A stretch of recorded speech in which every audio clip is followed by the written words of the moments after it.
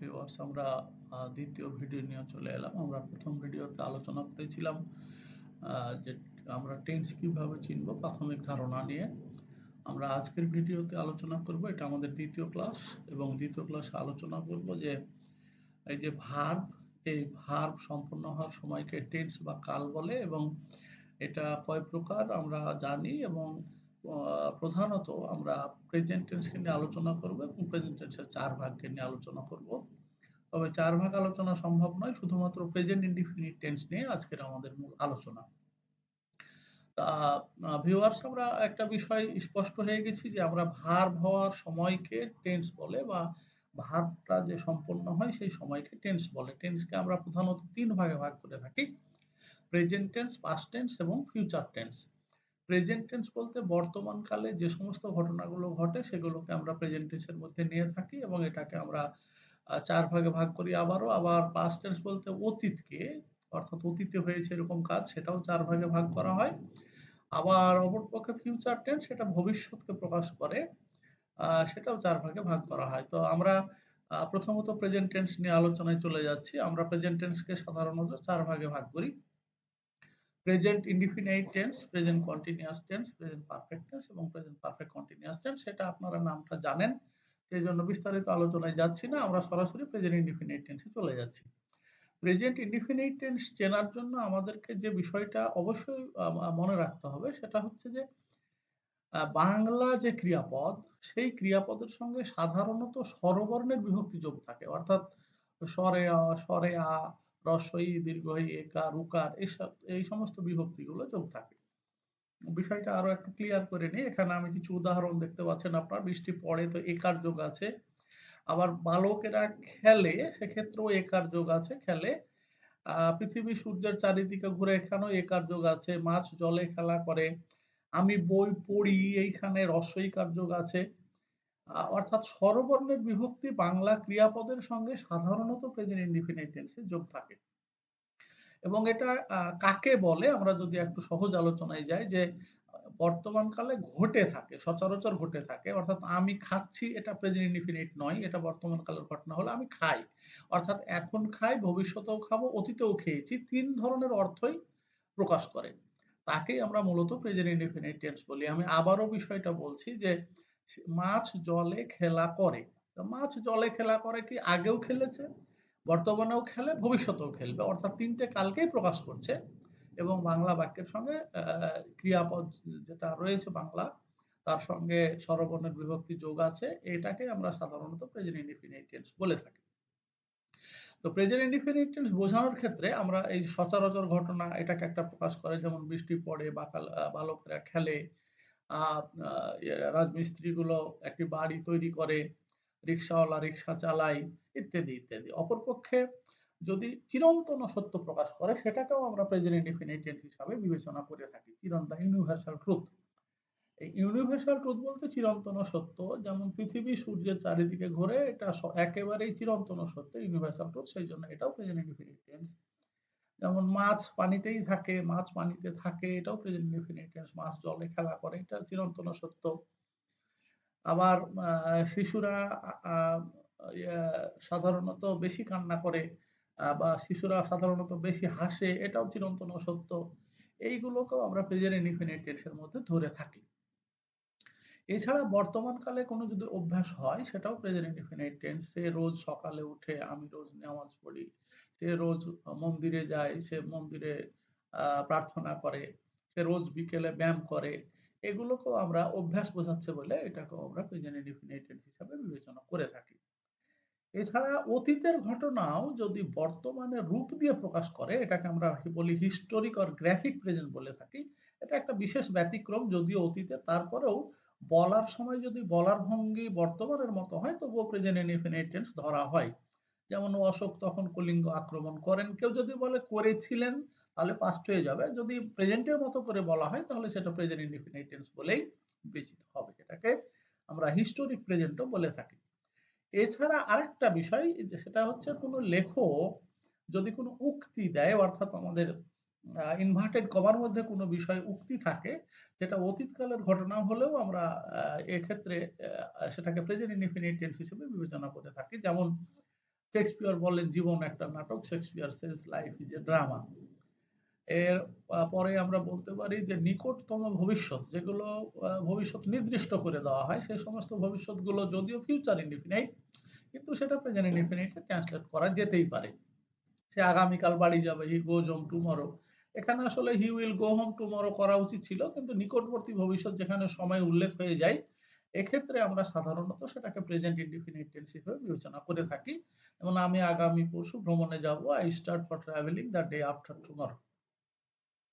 তাহলে এই বিষয়গুলো থেকে একটা জিনিস আমরা একেবারেই স্পষ্ট হয়ে পড়ে গেছি যে বর্তমান কালে যদি কোনো ঘটনা সচরাচর ঘটে, যেটা ঘটবে এরকম নয়, ঘটে, চিরন্তন সত্য, বর্তমান কালের অভ্যাস, ঐতিহাসিক বর্তমান, নিকটতম ভবিষ্যৎ, এগুলো তো এর চাইতে সোজা নিয়ম হচ্ছে যে এগুলো যাই ঘটুক আমাদের বাক্যের যে শেষে ক্রিয়াপদটা থাকে, এই ক্রিয়াপদের সঙ্গে আমরা সবসময় দেখি স্বরবর্ণের বিভক্তি যোগ থাকে অথবা হয় শব্দটা উজ্জ থাকে।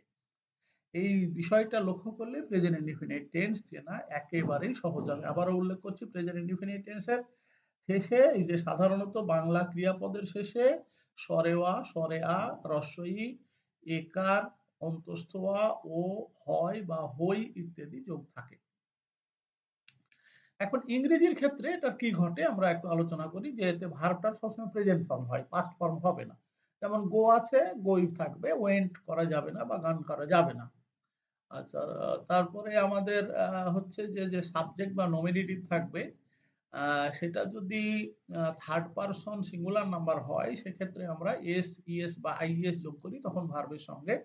কিন্তু সাবজেক্টটা থার্ড পারসন সিঙ্গুলার না হয়ে যদি আমাদের অন্যগুলো যেমন ফার্স্ট পারসন সিঙ্গুলার বা প্লুরাল সব ক্ষেত্রে বা থার্ড পারসন প্লুরাল হয়, সেক্ষেত্রে ভার্বের সঙ্গে এস, ইএস বা আইএস যোগ হবে না ইংরেজির ক্ষেত্রে।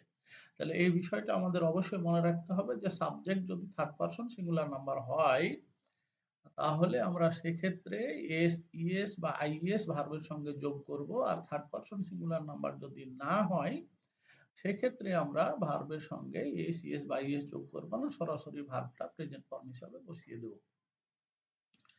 এছাড়া ভার্বের শেষে যদি ও, সিএইচ, এসএইচ বা এসএস বা এক্স থাকে তাহলে আমরা সাধারণত ইএস যোগ করে থাকি। যেমন ইকো যদি ভার্ব হয় তাহলে ইকোজ, গো যদি ভার্ব হয় গোজ, ক্যাচ ভার্ব হলে ক্যাচেস। এছাড়া মূল ভার্বের শেষে যদি ওয়াই থাকে তাহলে ওয়াই উঠে গিয়ে সাধারণত আইএস হয়। এগুলো সবগুলোই কিন্তু থার্ড পারসন সিঙ্গুলার নাম্বারের ক্ষেত্রে, অন্য ক্ষেত্রে নয়। যেমন ফ্লাই থেকে ফ্লাইজ, ড্রাই থেকে ড্রাইজ।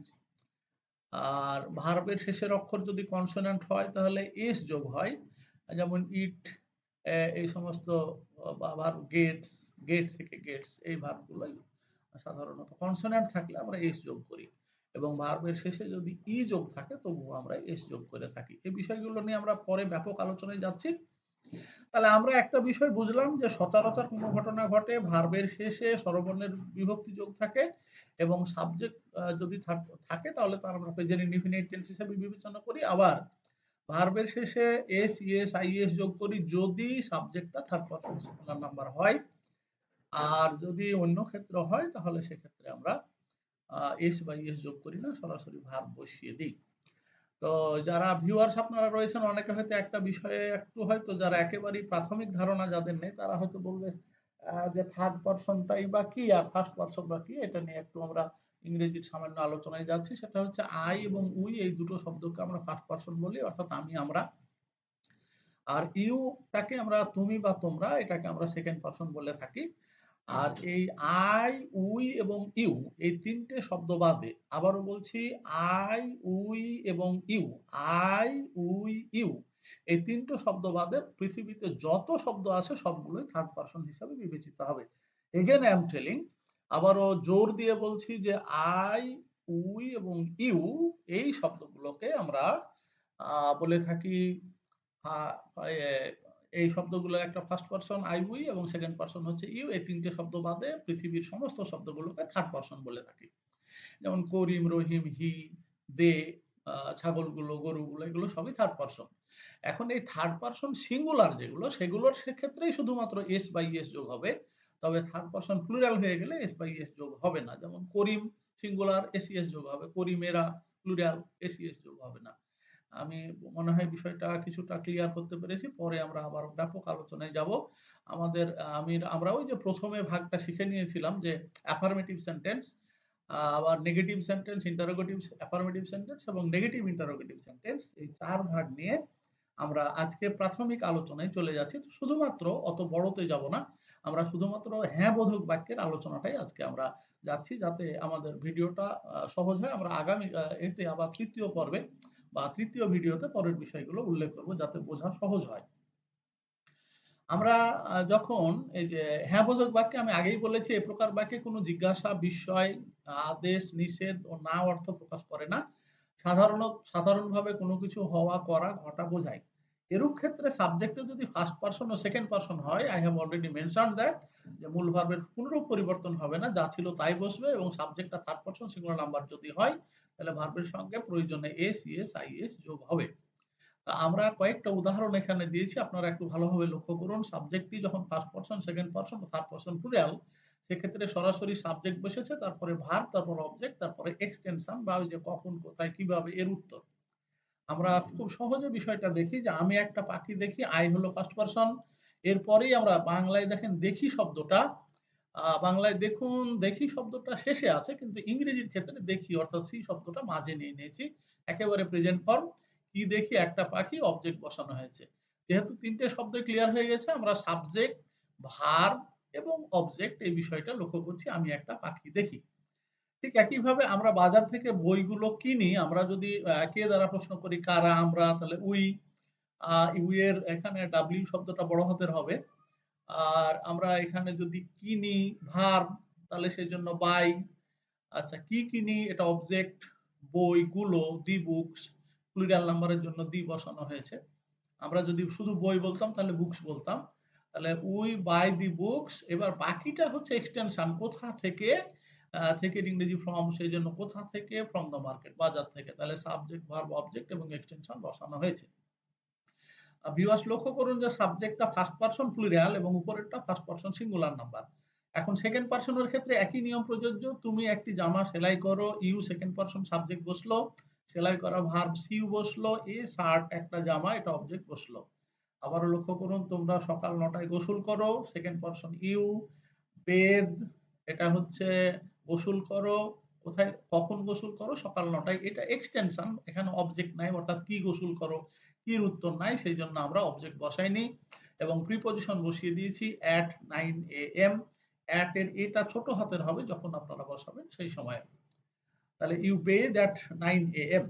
তারা আমাকে ডাকে, দেখুন তারাটা হচ্ছে থার্ড পারসন, কারণ আই, উই এবং ইউ এই ৩ টে শব্দে, বাকিগুলো হচ্ছে এই ৩ টে শব্দ বাদে অন্যান্য শব্দগুলোকে আমরা থার্ড পারসন বলে থাকি, এবং এখানে এগুলো থার্ড পারসন প্লুরাল নাম্বার। এই third person plural number I, we এবং ইউ, এর ফর্মুলাটা একই, অর্থাৎ ভার্বের প্রেজেন্ট ফর্ম বসবে। এক্ষেত্রে এস বা ইএস যোগ হবে না। ভিউয়ার্স আপনারা দেখছেন যে তাহলে আমরা, তারা আমাকে ডাকে, দে কল মি, এখানে মি অবজেক্ট, ভার্ব হচ্ছে কল, দে হচ্ছে সাবজেক্ট। বালকেরা মাঠে খেলা করে, বয়েজ প্লে। এখন কোথায় খেলে? মাঠে। সুতরাং এটা হলো অবশ্যই এক্সটেনশন, সেই জন্য ইন দা ফিল্ড এক্সটেনশনে সাধারণত প্রিপজিশন বসে। তাহলে একটা বিষয় আপনারা ক্লিয়ার হয়েছে, সাবজেক্ট, ভার্ব, অবজেক্ট এবং এক্সটেনশন। আমরা কে দ্বারা প্রশ্ন করে সাবজেক্ট, আর হচ্ছে কি দ্বারা বা কাকে দ্বারা প্রশ্ন করে অবজেক্ট, কাজটা কি হচ্ছে সেটা ভার্ব। এই ৩ টে বিষয় বাদ দিয়ে অন্যান্য যে বিষয় কখন, কোথায়, কিভাবে উত্তর পেলে সেটা এক্সটেনশন, এবং এক্সটেনশনের পূর্বে সাধারণত আমরা প্রিপজিশন বসিয়ে থাকি এবং বসিয়েছি।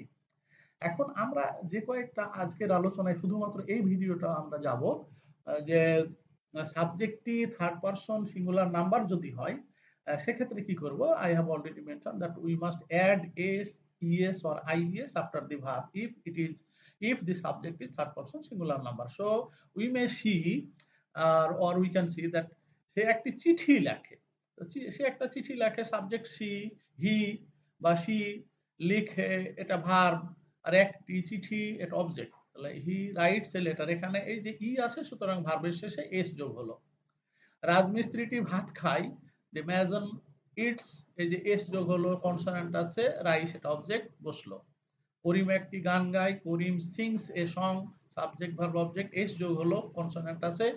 অপরপক্ষে রহিম বাজারে যায়, রহিম গোজ টু মার্কেট, এখানে এটা অবজেক্ট নাই, এটা এক্সটেনশন, কারণ কি দ্বারা উৎপন্ন সেজন্য প্রিপজিশন বসেছে। শিলা তার শাড়িগুলো ধৌত করে, শিলা ওয়াশেস হার শাড়িজ, এখানে অবজেক্ট আছে এবং এস এইচ আছে, সেই জন্য ইএস যোগ হয়েছে। লাবণী 2 লাখ টাকার অধিকারী, এখানে পোজেস এটা ভার্ব, অধিকারীটা ভার্ব, সুতরাং লাবণী পোজেস টাকা 2 লাখ, এটা অবজেক্ট। মেয়েটি কাঁদে, দি গার্ল ক্রাইজ, অবজেক্ট এখানে নাই। কৃষক তার জামাটি রোদে শুকায়, the farmer dries his shirt in the sun, এখানে হিজ শার্ট অবজেক্ট আর ইন দি সান হচ্ছে এক্সটেনশন। রত্না ফুটবল খেলে, রত্না প্লেজ ফুটবল, অবজেক্ট আছে। কেউ কেউ এরকমও বলতে পারে রত্না প্লেজ উইথ ফুটবল, এটাও করা যেতে পারে। লোকটি প্রার্থনা করে, দি ম্যান প্রিজ। আমরা ভিউয়ার্স, আমরা বড় ভিডিওতে যাচ্ছি না, আমরা এখানেই আজকে শেষ করছি। আমরা পরবর্তী আলোচনায় নেগেটিভ সেন্টেন্সে যাব। আমরা আবারও পূর্বের বিষয়গুলো একটু আলোচনা করে নিই যে প্রেজেন্ট ইনডিফিনিট টেন্সে সাধারণত সচরাচর কোন ঘটনা ঘটে। এছাড়া এখানে ফার্স্ট পারসন এবং সেকেন্ড পারসনের ক্ষেত্রে আমরা ভার্বটা প্রেজেন্ট ফর্মে বসাই। থার্ড পারসন প্লুরাল নাম্বার হলেও ভার্বটা প্রেজেন্ট ফর্মে বসাই, তবে থার্ড পারসন সিঙ্গুলার নাম্বার হলে ভার্বের সঙ্গে এস, ইস বা আইএস যোগ হয়। আমরা সাধারণত দেখে থাকি যে যে কাজটা সচরাচর ঘটে বা নিত্য অভ্যাস বা হিস্টোরিক প্রেজেন্ট, নিকটবর্তী ভবিষ্যৎ, এগুলোকে প্রেজেন্ট ইনডিফিনিট টেন্স হিসাবে ইংরেজরা ধরে থাকে। আমরা সেইভাবে ট্রান্সলেশন করে থাকবো। আপনারা অবশ্যই দেখলেন যে আমরা সাবজেক্ট, ভার্ব, অবজেক্ট এবং এক্সটেনশন বসিয়েছি এবং আমরা আবারও উল্লেখ করে নিচ্ছি যে আই এবং উই এই দুটো শব্দ ফার্স্ট পারসন, ইউটা সেকেন্ড পারসন। পৃথিবীতে এই তিনটে শব্দ বাদে পৃথিবীতে যত শব্দ আছে সবগুলোই থার্ড পারসন, তবে একটা বোঝালে থার্ড পারসন সিঙ্গুলার এবং একের অধিক বোঝালে থার্ড পারসন প্লুরাল হবে। ভিউয়ার্স, আজকেই এখানে আমরা শেষ করছি। I am going to end my lecture today.